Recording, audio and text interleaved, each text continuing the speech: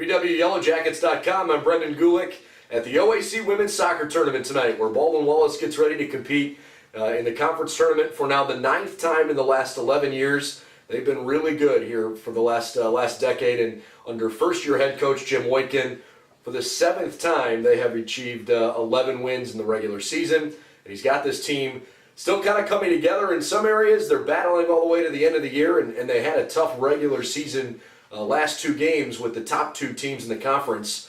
But they're ready to go here against an Otterbein Cardinals team tonight in a quarterfinal matchup after having just beaten Otterbein a couple of games back.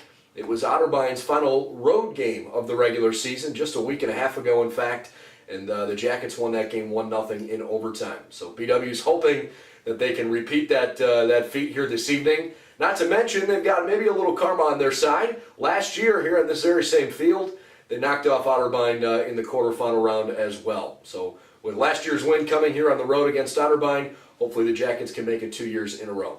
BW comes in 11-7-1, Otterbein 12-4-1 on the season.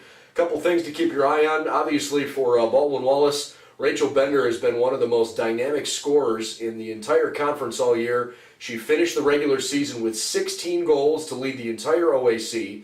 She also led the conference in points and in shots and finished 2nd in assists. She's been very difficult to stop, and hopefully will factor in a big way tonight. That being said, Otterbein is very difficult to score goals against.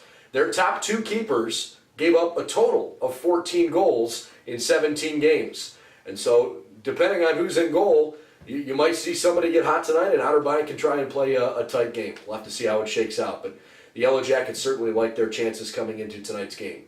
And of course, remember that now it's the tournament time. There are no draws, so we could see penalty kicks if the game is still tied late.